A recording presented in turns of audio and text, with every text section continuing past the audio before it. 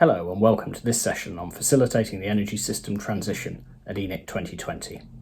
I'm Matt Hindle, Head of Gas at ENA. Today we're going to hear presentations from Cadent, WWU, SGN, National Grid and MPL on how gas network innovation is taking forward the role of gases in delivering a net zero energy system by 2050. We'll then turn to a panel of experts to discuss what should come next in facilitating that transition. As the audience, you've got the opportunity to ask questions to our presenters throughout their speeches. Just use the chat function at the side and we'll address as many as we possibly can. I look forward to the panel discussion, and for now, please enjoy the presentations.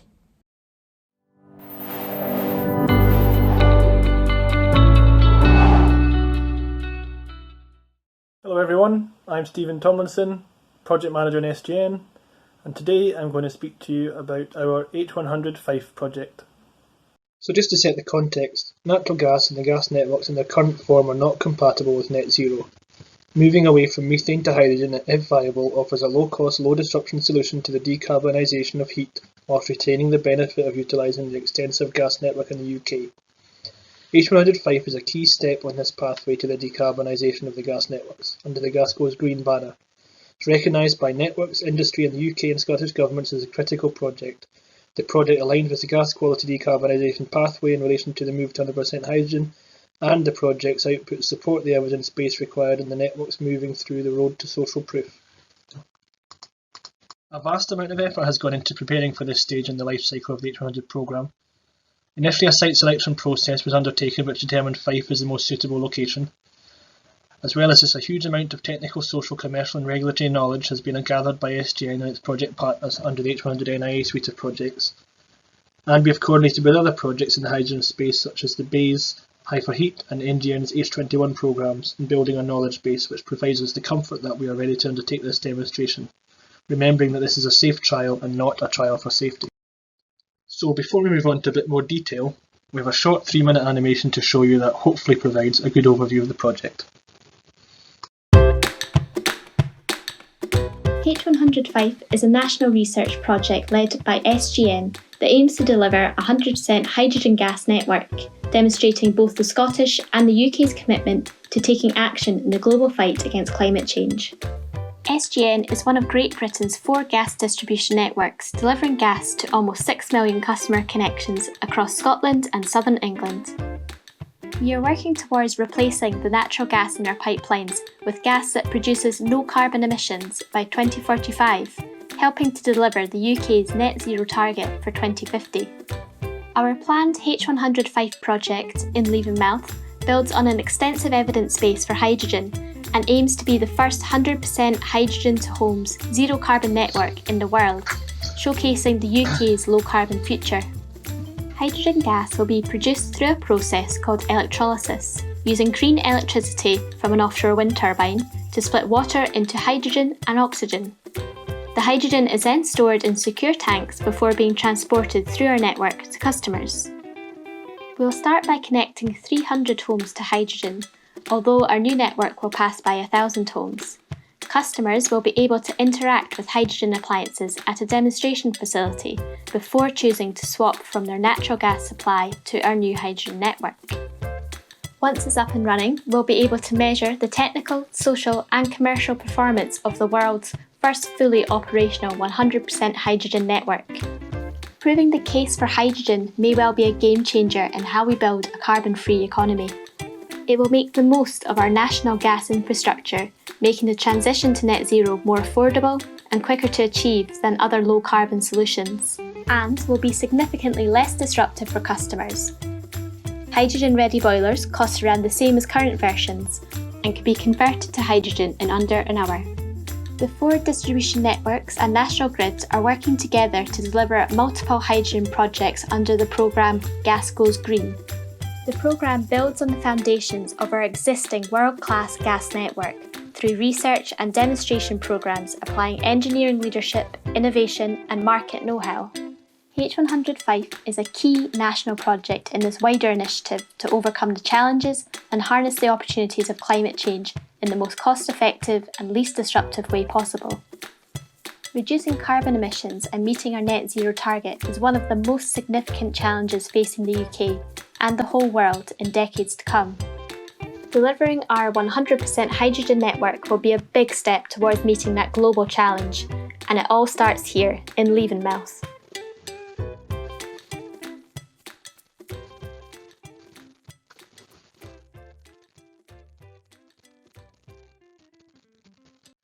Here we have a high-level overview of the H105 system. Running from left to right on this diagram, power from the ORE catapult 7 MW turbine feeds an electrolyser which produces the project's hydrogen. This is then safely stored in 6 tanks at 30 bar before being reduced in pressure on site and distributed through the new build P distribution network, which will be laid in parallel to the existing natural gas network, which not only promotes key learning on customer choice, but means that it will be therefore representative of nearly 80% of GB's 280,000 km distribution network. The site is located at the Energy Park Fife in Leavenmouth. On the right here you can see the demonstration turbine. In the middle in red you can see the location of the production, storage, pressure reduction and demonstration facility, and in blue you can see the location of the new network which will be laid in parallel to the existing natural gas network. One of the project's main customer engagement tools will be the purpose-built hydrogen demonstration facility. This is essentially a terrace row of 3 houses, the central one being slightly larger so that it can be utilised as a reception space, and all being equipped with hydrogen appliances. Customers will be invited to the facility to see and feel hydrogen in a home setting, ask questions and learn about hydrogen prior to deciding whether to opt into the trial.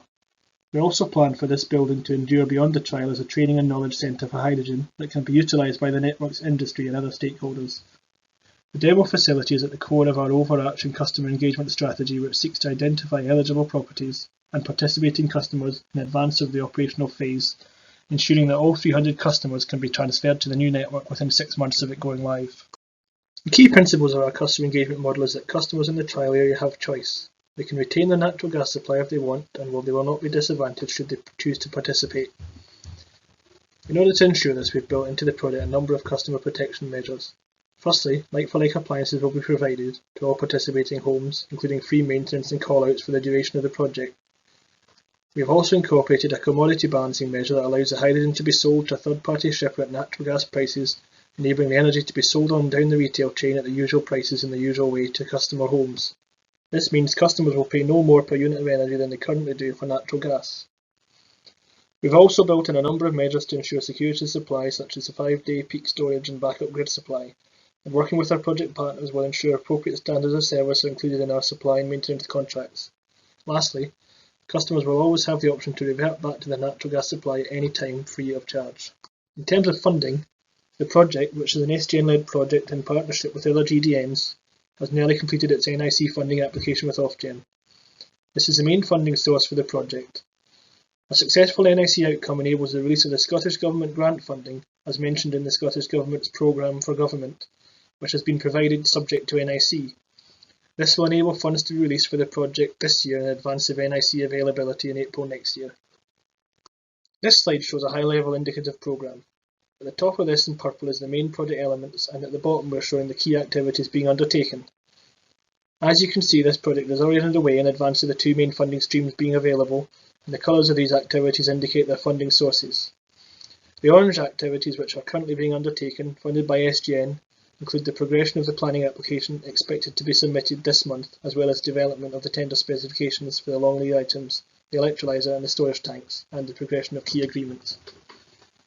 In dark blue is the activities for which the Scottish Government funds are allocated, primarily the acquisition of long lead items, and in light blue, commencing in April 21, is the rest of the project activities funded by ENIC. Key dates are listed on the left. Planning, land and long lead item orders will be completed before April 21. Demonstration facility completed in Q1 22, with plenty of time to gain 300 participating homes before the network goes live in Q4 22. This means we should be operational with customers from the start of 23, in time to influence government heat policy decision, ideally with the mandating of hydrogen-ready boilers and appliances, which in turn will stimulate the hydrogen economy and market growth. Phase 1 of the project is planned for a period of almost 5 years to March 27 to ensure maximum learning can be gained on the operation of the network and associated end-to-end system. On phases, there is a number of future expansion opportunities planned subject to the success of the project and heat policy. Phase 2 would involve additional homes added to the network and some conversion. Phase 3 involves industrial and commercial premises. 4 would be the application in around transport, that's rail, road and marine. And 5 is the whole systems and hydrogen coast. More details of these expansion opportunities can be provided at our stand. We've identified well over 100 outcomes H100 will provide.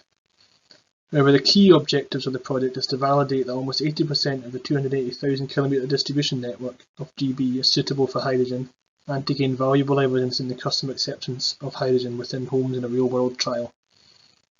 These and other key outcomes are essential in advance of expected heat policy decisions and will influence and inform future trials, pilots and potentially rollout as the networks move through the decarbonisation pathway towards net zero.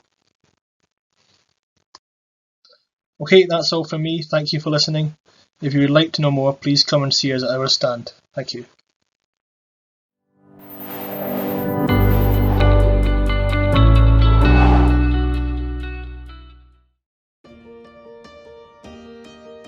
Hi, I'm Chris Clark. I'm the Energy Strategy Director at Wales and West Utilities.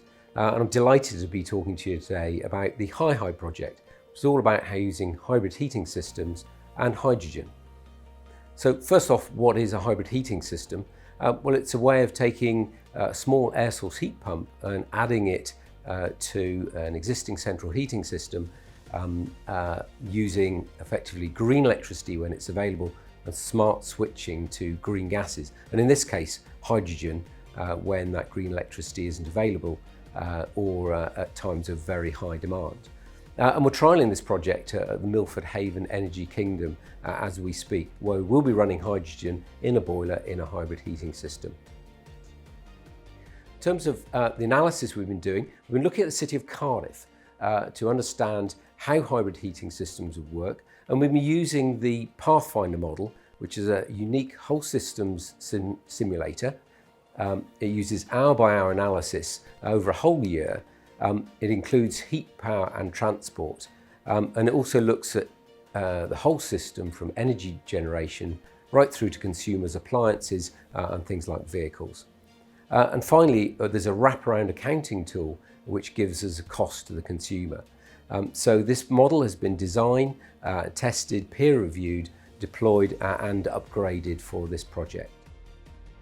So if we have a look at some of the results. So the first thing we're trying to look at is what's the right balance of hydrogen production and storage? Because we know in South Wales there is an issue with large-scale hydrogen storage. Well, for a start, what we found was the balance of production and storage was evaluated to understand the lowest total capital cost of hydrogen supply. Previous thinking had been using a smaller production plant with a high load factor and using storage to balance the difference. We undertook a storage cost sensitivity analysis, and what we actually found was a little bit of a surprise to us, that the optimum supply was with a load factor of around about 55% of the hydrogen production facility, and therefore that minimised the use of storage, which is absolutely key for the South Wales area. Now, of course, this is not necessarily a new conclusion. This is how the gasworks operated for many decades, using a higher production capacity, but using, as we all remember, the old gas holders to provide the storage. Moving on then, in terms of hydrogen production and CO2 shipping with hybrids, we want to understand what the impact of hybrids would be. What we found was the hydrogen production capacity would be reduced by around about 29% from the base case using 100% hybrid heating systems. And that's basically because electricity is taking up some of the load even during the winter. The carbon capture and storage we found was a lesser number of tankers would be required. In fact, around about half the number of tankers through the year for shipping carbon dioxide would be required using hybrid heating systems. And then finally, what that led to was lower cost of carbon in terms of the abatement cost per tonne of carbon saved. We also had a look at a brief understanding whether CO2 shipping and berthing facilities would be feasible in this scenario, and it was concluded that actually that would be feasible in the Cardiff Bay area. One of the other benefits of a hybrid heating system is it will select the lowest carbon heating technology available at any 1 hour or half hour day or night throughout the year. And therefore we actually found as an illustration that the total cumulative emissions, which is given under the area of this graph on my left hand side, is the actual pathway curve. And the hybrid's first pathway was going to benefit from the incremental deployment of low carbon electricity. So as soon as it was available, it could be used without the penalty of using high carbon electricity. And then secondly, blending hydrogen into the network gave a further benefit of reducing the gas composition carbon as well. So what we found was that hybrids using hydrogen actually offered a lowest carbon pathway to heat decarbonisation in Cardiff.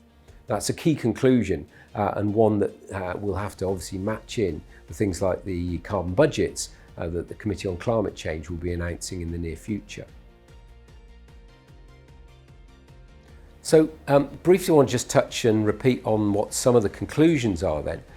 That what we found is the regional hydrogen production with carbon capture and storage is a low-cost supply option by scaling production with demand and only investing in critical storage. That is very important for the South Wales area, as we don't have any natural salt caverns in close vicinity to use as medium or long-term storage.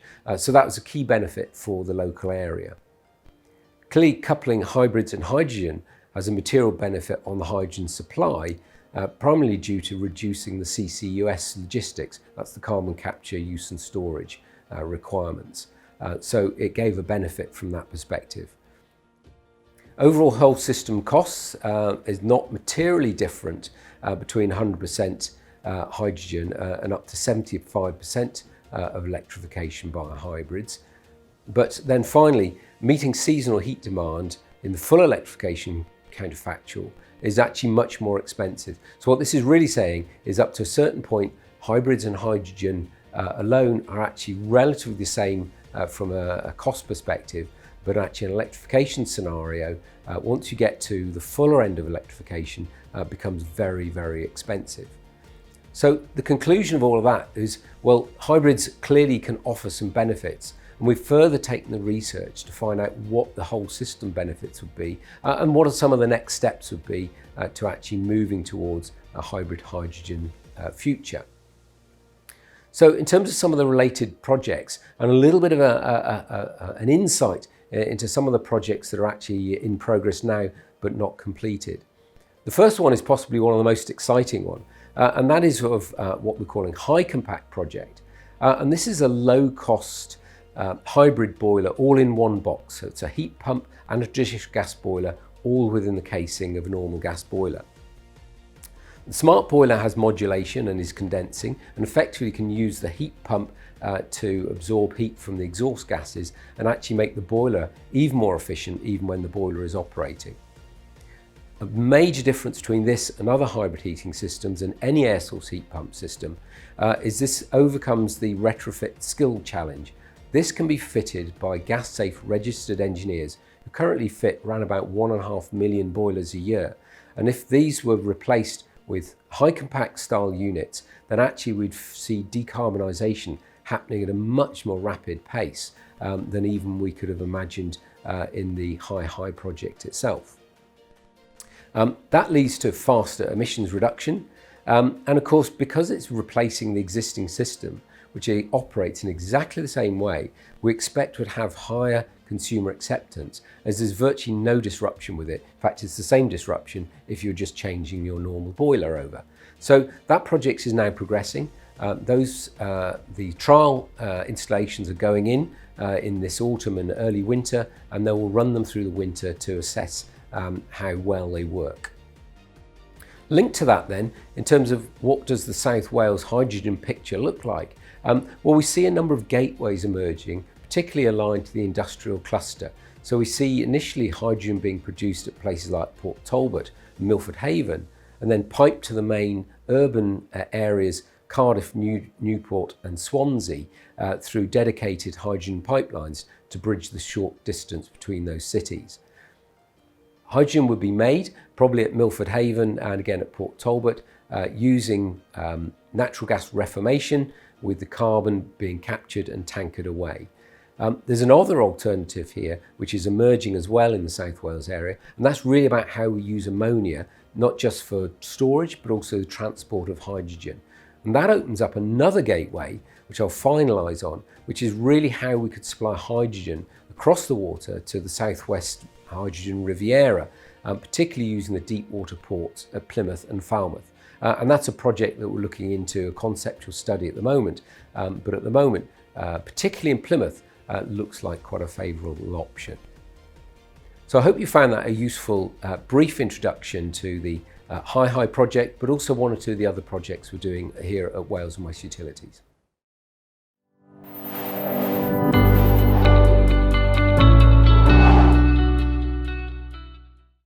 Hello everyone. So I'm really pleased to be here speaking at this year's ENIC. I'm James Whitmore. I am Innovation Manager for Cadent, and today I'm going to be talking you through the OptiNet project and the progress we've made so far.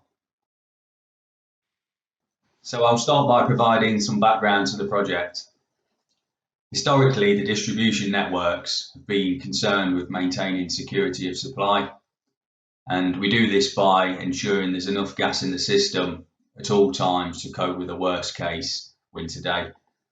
We call this a 1 in 20, and all of our existing models have been designed and built around this philosophy. Historically, we also only received gas from the NTS at the offtakes. We'd receive the gas from the NTS at high pressure, transport it through the network by means of pressure letdown, and ultimately to our customers. And then along came biomethane. Now, biomethane is good because it can be a carbon neutral fuel or even a carbon negative fuel.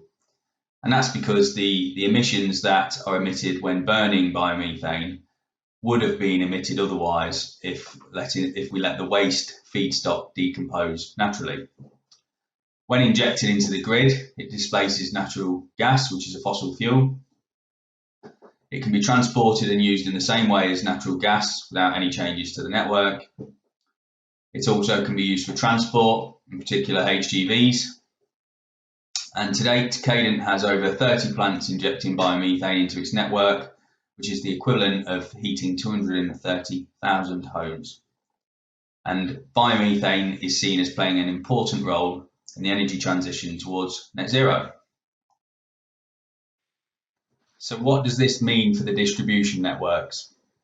Well, now not only do we have gas coming in from the NTS, but we also have gas coming in within the network from embedded entry points.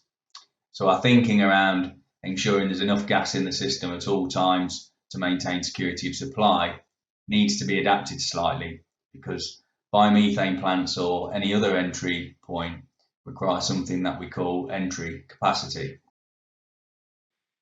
So what is entry capacity?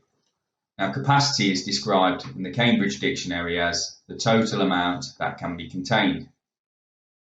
Now, for us, this means the available space within our pipes to be able to receive gas from an entry point, such as biomethane. So now, not only do we need to be concerned about ensuring there's enough gas to supply our customers, but also ensure there isn't too much gas in the system when it's not needed, so that we can't receive cleaner, greener sources of gas, such as biomethane. Challenge with entry capacity is that it's constrained across the gas networks, particularly at times of low demand, and we need to balance the need for allowing more gas onto the grid while ensuring there's enough gas available for unpredictable loads, such as peaking power plants that are used to back up the electricity grid when the wind isn't blowing and the sun isn't shining. So we need an optimised system. So this is where OptiNet comes in. OptiNet is a network innovation project, and it's a joint venture between Cadent, Wales and West Utilities and Passive Systems. So what are we doing? So we're exploring the ways that we can optimise the gas network's supply and demand through the following applications. Number one, smarter pressure control. So we're looking to maximise existing demand in the system whilst maintaining security of supply. Number 2, installation of within grid compression, which will create capacity within the network at times of low demand. And number 3, explore the feasibility of storage solutions. So by smarter pressure control, we're looking to optimise the way we control pressures within the network based on the current demand. So if gas demand increases, we increase the supply pressure, and when gas demand decreases, we decrease the supply pressure. So here's an example of how the smart pressure control trial will operate in the Wales and West network. So the smart pressure control system will use sensor pressures at the biomethane and extremity sites to determine actions at 2 of their governors.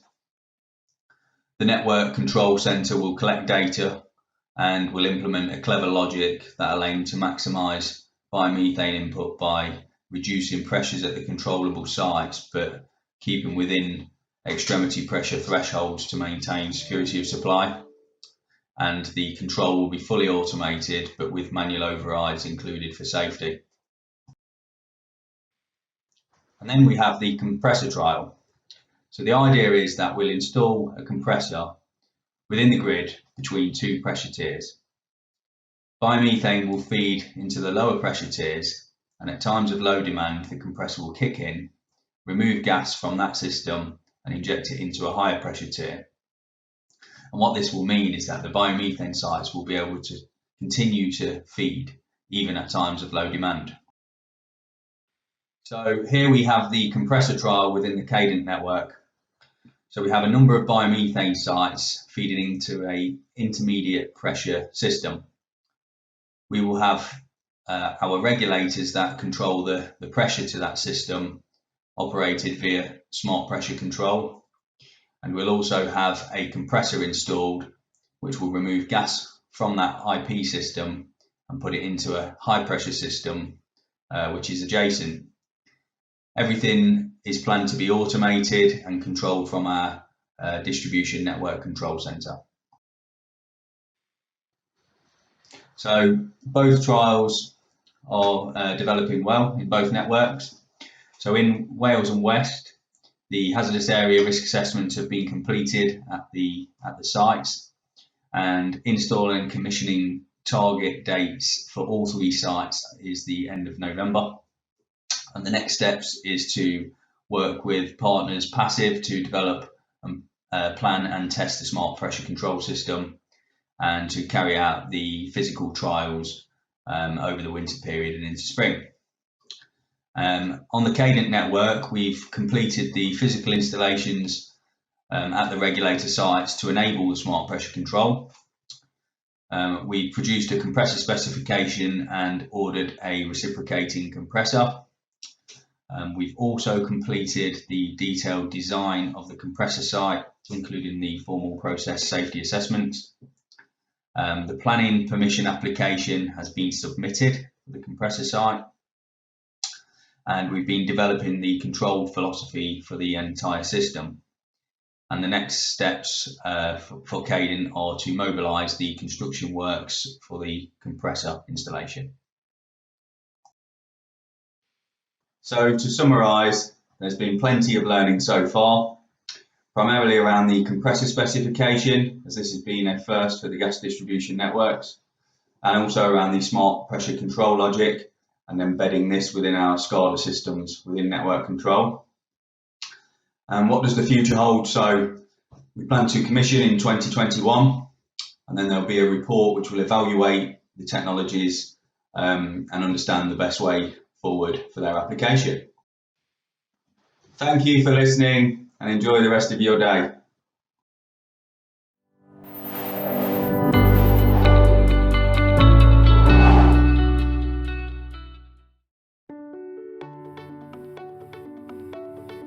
Good afternoon, my name is Oliver Lancaster from Wales and West Utilities, and I'll be speaking to you today about the project called Tools of Engagement, which we've undertaken jointly with Delta EE, and it's about helping local areas to reach net zero.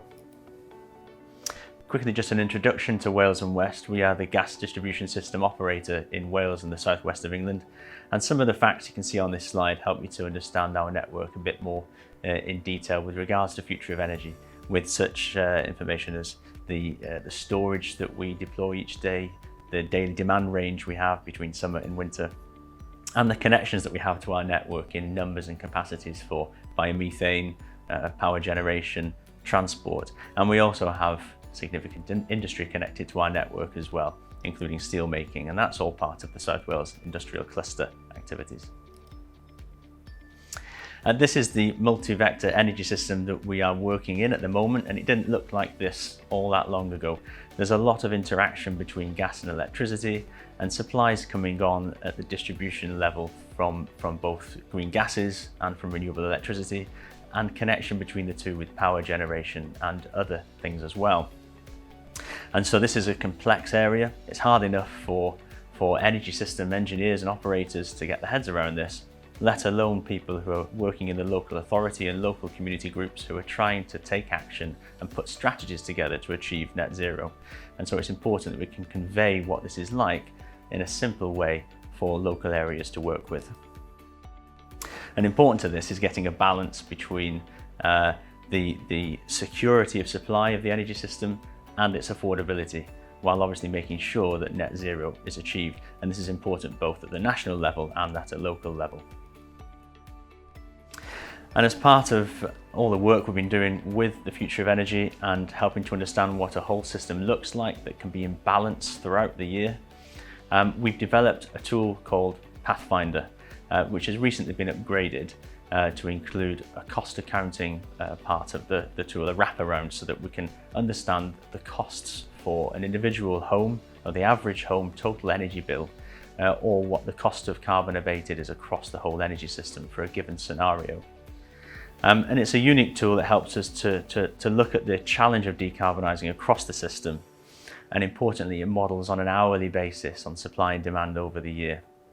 Some of the downfalls of some modelling is that it looks at the annualised supply and demand for certain scenarios. And so this helps us work out what the opportunities and risks are. And it helps us to understand, yes, what the costs are, and also what the carbon benefits are of a scenario, and whether a system is secure or not. So local areas need to develop their net zero strategies. Many local authorities have put forward a commitment to achieve net zero by a particular year. Quite a few of those are 2030, but most of those that have set a target are for their own emissions of their own building stock and their own operations, rather than the whole of their local authority area. But it's not just local authorities who are taking an interest in this, an active interest in decision making and putting actions into place, or putting a strategy in place. It also includes local parish councils, town councils, community groups, and other organisations as well.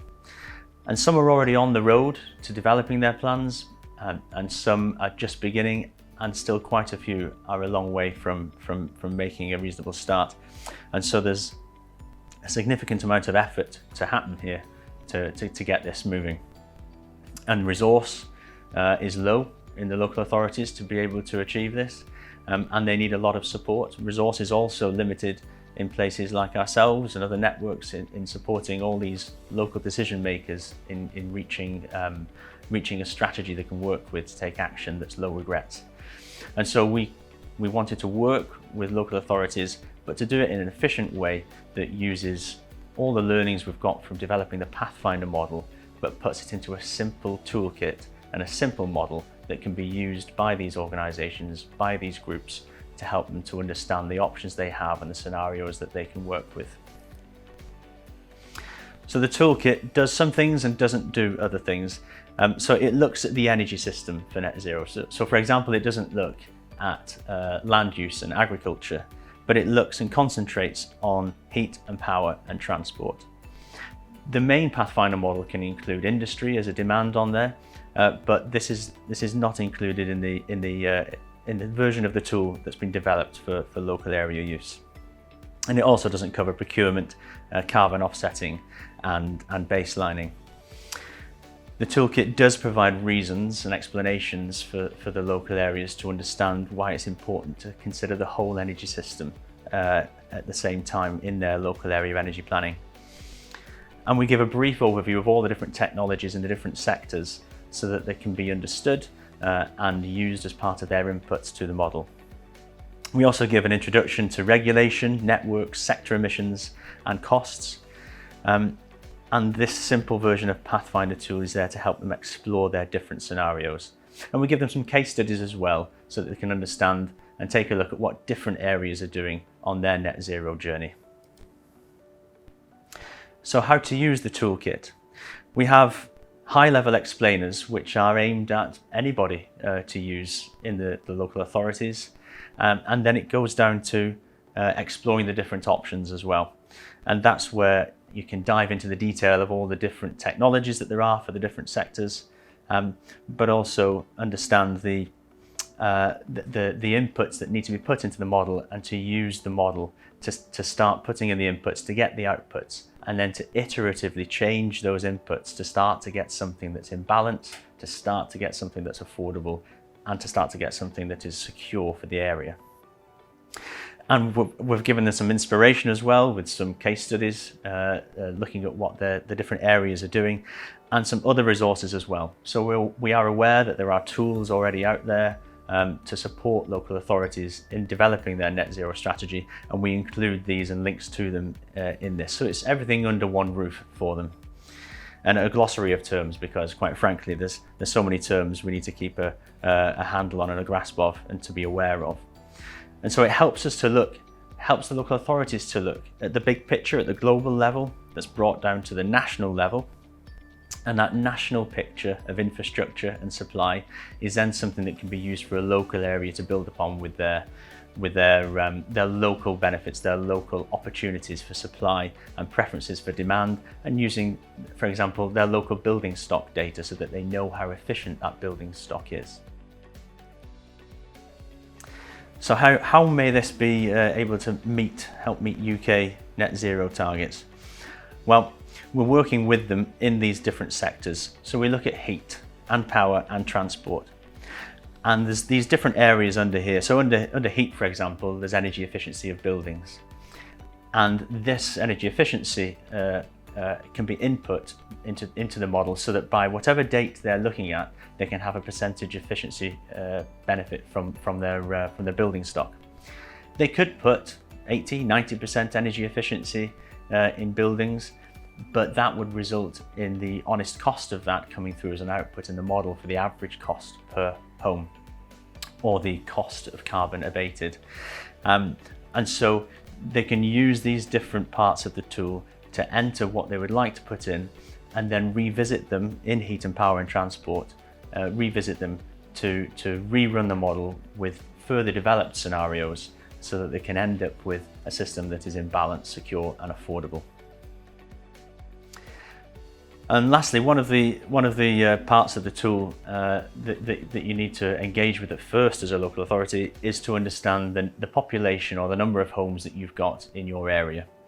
And once you've got that, you can then enter the different inputs into the model, which is a spreadsheet-based model. It's pretty easy to use. It's a front-facing version of the Pathfinder model that's got a lot of the complexity hidden behind it. That's the real hourly profiles of supply and demand that are put upon the scenarios that they enter. And so they can put in there, for example, the heat supply options, out of all their area, how many homes are on hybrids or boilers or heat pumps, and what kind of vehicles they're using. And then on the supply side, they can enter the different gas that they want in the network. They could have natural gas, hydrogen, biomethane, or they could have mixture for different areas. And on the electricity supply option, on top of what is the national infrastructure supply option, they can apply further investments or further opportunities in their local area for number of wind farms or solar farms they'd like to invest in. And then also carbon capture and storage can be included. And if you include hydrogen in the model, it will automatically include some carbon capture and storage in there. And so shaken out of all this simulation are the results. And importantly, is it delivering the carbon savings that were anticipated? Is there a surplus of energy or a deficit? And if there is a deficit of energy, it will tell you the number of blackout hours that your scenario has, which could be significant, or hopefully it's getting to something that is secure as the system is today. And there's the impact on customer bills. And if any of those or a number of those aren't acceptable, then you go back to the inputs and make some changes until you start to get something that's delivering what you want as a local area, and you can start to engage others with as part of a plan and a strategy to reach net zero. And we look forward to sharing this with local authorities and other local groups so they can get to grips with it and start to use it to help them reach net zero. Thank you.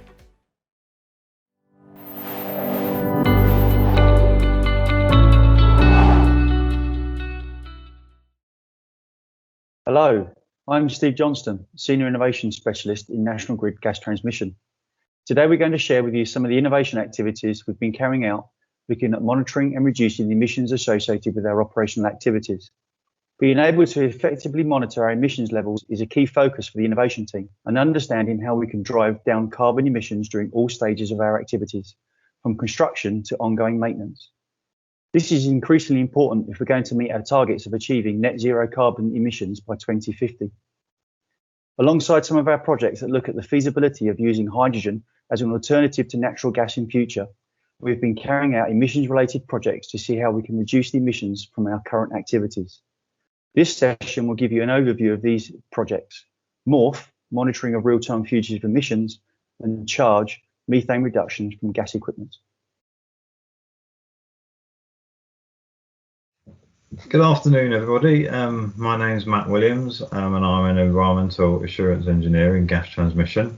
And I've been invited this afternoon to talk about the MORPH innovation project that we've been working on in the last 18 months to better understand fugitive emissions from the transmission system. So first of all, I'm just going to give you a little overview of the problem that we wanted to solve.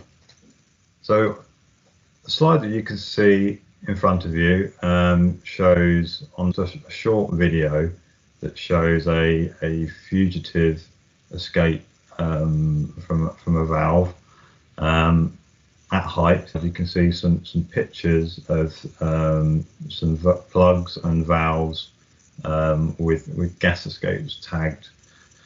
So the pictures are gas escapes that we would typically pick up at fugitive survey, which we undertake on the transmission system, on terminals and compressors.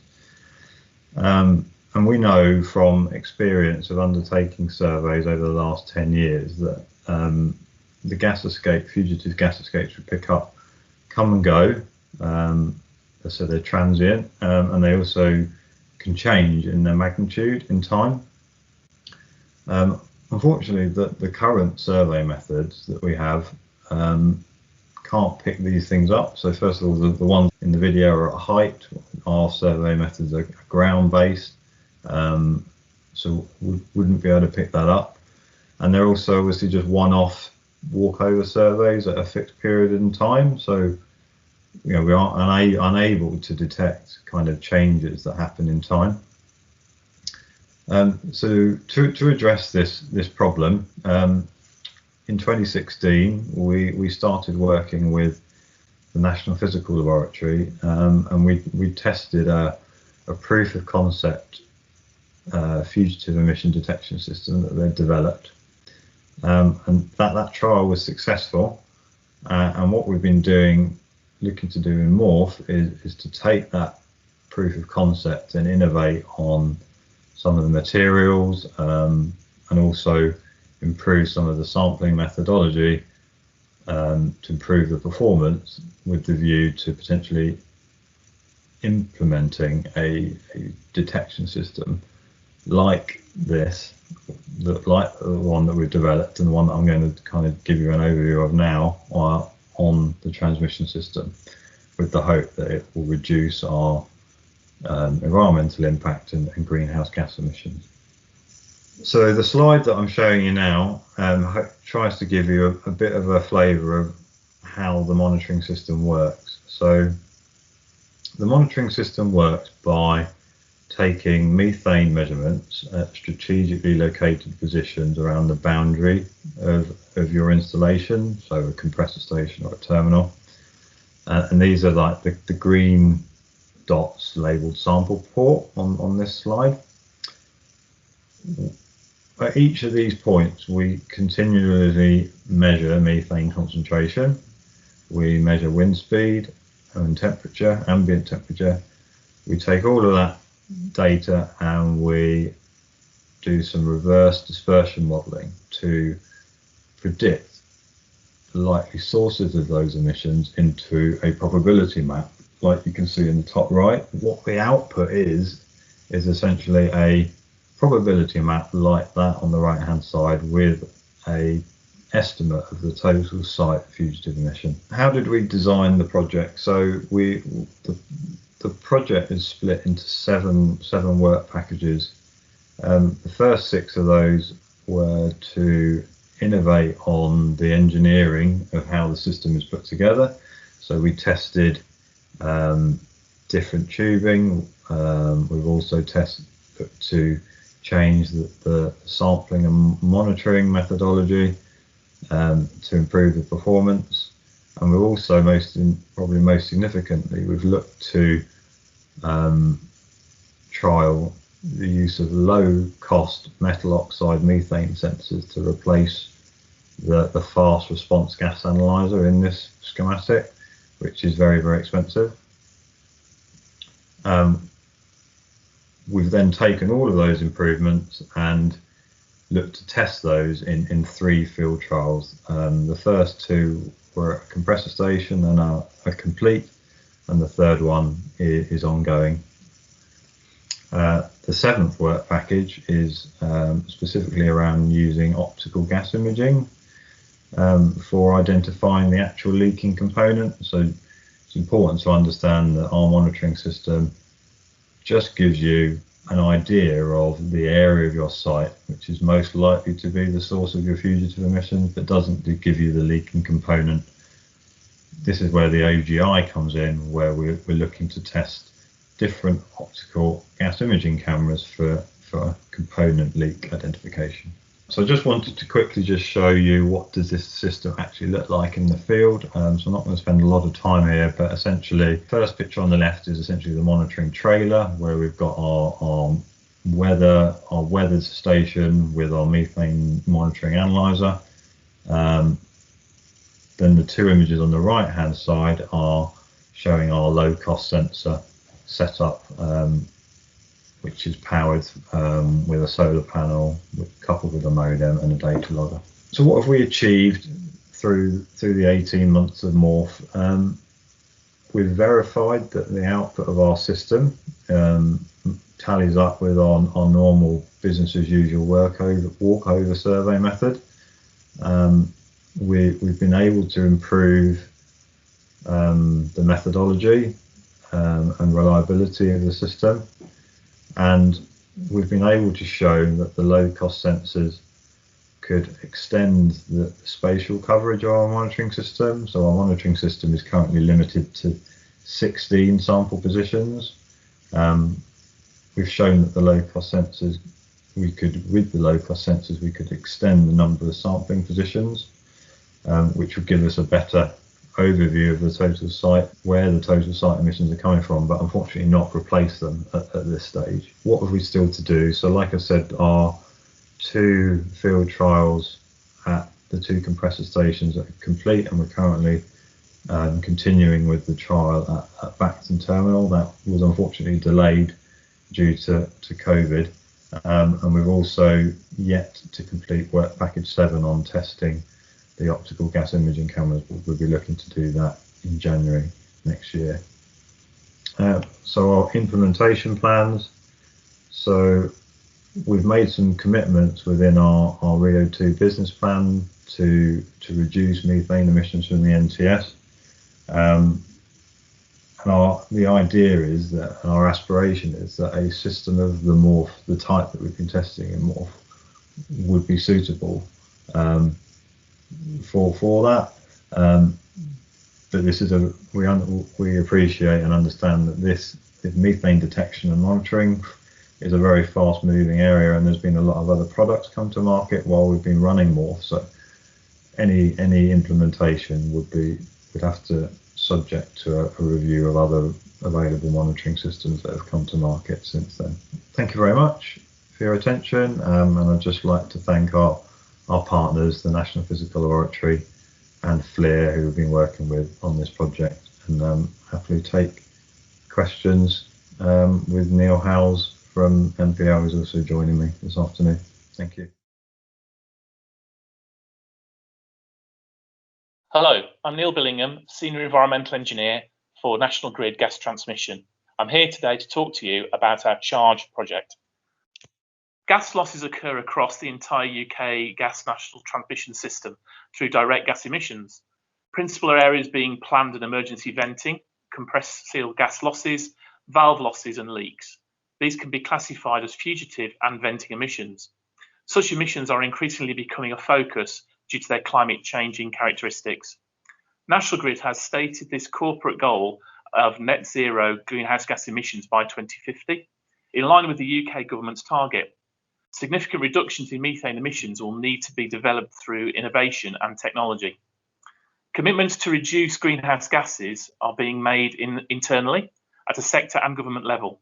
Organisations such as ENSOG, Marco Gas, GIE and OGCI are initiating programmes to better understand methane emissions across the entire gas value chain and drive their reduction.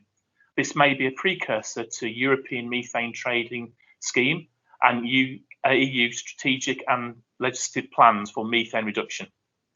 National Grid Gas needs to continue to understand the technical solutions available in order to make the right business investments under this developing legislative landscape. Initial approaches to original equipment manufacturers have indicated that a range of technologies are in the latter stages of development, which could provide solutions to reduce gas seal losses and planned venting losses to maybe near zero.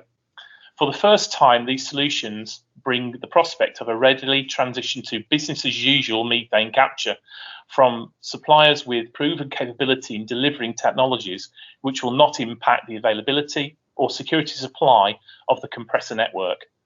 This project will investigate the viability of these technologies across the current potential future national transmission system and set out a clear path to implementation, clearly defining any potential limitations and investment required. This project aims to change the fundamental way in which venting and fugitive emissions are dealt with, while keeping safety, network integrity, and operational reliability intact.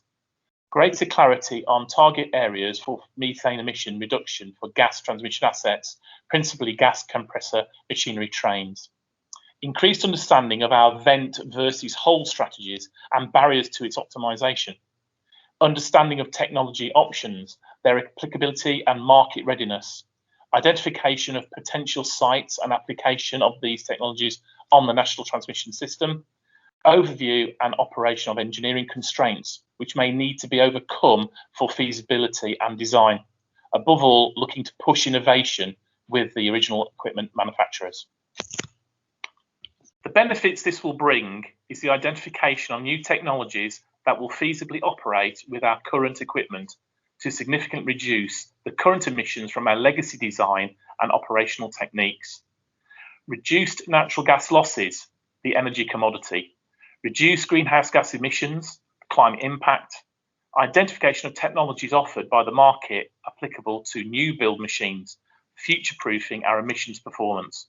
Achieve real progress against critical objectives such as net zero, but also where there is a real prospect of achieving environmental, sustainability, reputational and societal gain, even if financial aspects of these metrics cannot be fully quantified. A clear need case which justifies, or otherwise in some cases, the potential use of methane reduction technologies on the UK national transmission system.